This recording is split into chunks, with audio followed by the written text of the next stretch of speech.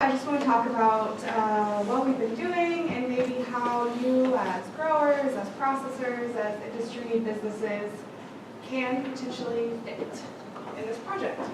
So first of all, this is addressing two issues, the simultaneous problem of food waste and hunger.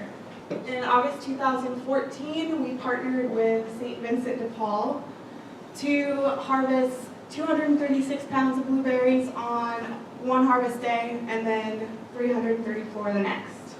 And then in 2015, we joined up with the Portland Fruit Tree Project. I don't know if any of you are familiar with them, but they do a lot of great kind of mostly urban gleaning out of like backyards and community orchards. But they have a great crew of harvest volunteers that we enlisted to help us pick 582 pounds of blueberries. Then last year was our biggest year yet. We worked with Portland Fruit Tree Project again and collected nearly 1,200 pounds. So to give you an idea of how this works, I know a lot of you will probably maybe be more of a better fit for the processed donations, but our history has been with the fresh market, so I kind of want to tell you a little bit about that. So what we do is we collaborate with another nonprofit who has a volunteer base who can pick the fruit. So we train those volunteers according to GAP safety standards. We have harvested in the past from a GAP certified farm, so I know that's always a kind of a big obstacle is what do we do when we have all these gleaners on our farm, but we're a GAP farm and they don't know those regulations. Well, we train them.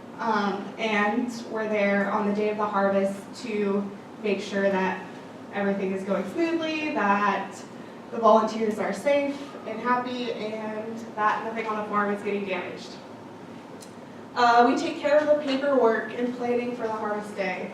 We know you're busy during the growing season, so we get you all set up with the documents you need for tax credits. We coordinate the day, we make sure the fruit gets to the food bank, all that good stuff. I'm going to show you a few photos from last year's harvest so you can get an idea of what maybe a harvest would look like on your farm. So here we are with the Portland Fruit Tree Project and their volunteers. We gathered at the start of the day and all the volunteers signed some waivers so that the grower is not liable for anything that can happen to them on the farm, which is important. We went over safety and picking and all that, and did a little community building. Everyone shared why they were there. People were really excited to be on a farm, hear about who the grower was, and all that. Nature Works or packaging, Tia Ross, was really generous and donated lots of cardboard berry flats. So the volunteers, here's a woman setting one up. There's an opportunity for new industry businesses who can be donating supplies, and that really goes a long way. Here's April, the back of her at least. She is the Portland Fruit Tree Project kind of coordinator picking fruit. And then here everyone is enjoying some lunchtime. We got to chat with people more about the farm, about what we do, get to know them a little bit. It was nice. They loved being on a farm, like I said. It was many of their first times on a farm that large. And finally, here's the group shot with all the berries. So after we harvested, the Portland Fruit Tree Project drove them over to the Oregon Food Bank. Now, processed donations are what we're trying to get rolling. We recently met with Dan Kruniken, I believe, from the Oregon Food Bank, and he let us know that it's very helpful for them to get processed donations because it's easier to distribute something that's not going to go bad in several days. If you were to donate processed, some ideas for that are designating a number of pounds, a row, maybe an acre, and asking your processor to set those aside for food donation. Then the Oregon Food Bank could potentially pick them up. Another idea, you could make a donation grade in your sorting process. Berries that might not be quite good enough to sell, Maybe they're a little bit small, but they're still tasty, they're still good. That type of thing can get sent to the food bank. This is great because both the processor and the grower get tax credits, and kind of a big part of our role is making sure that you have the paperwork and the resources that you need to do that. Here is our website is www.northwestberryfoundation.org.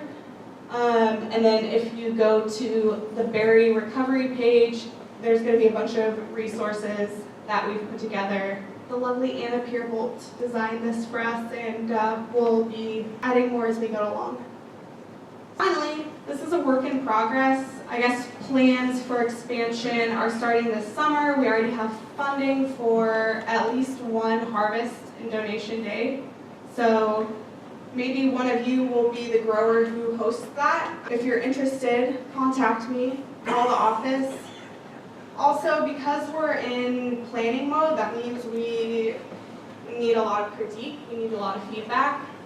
You all are the ones who are going to be part of this as well, so I would love your ideas. If you see potential problems, which I'm sure you do, definitely voice those so we can try to work around them.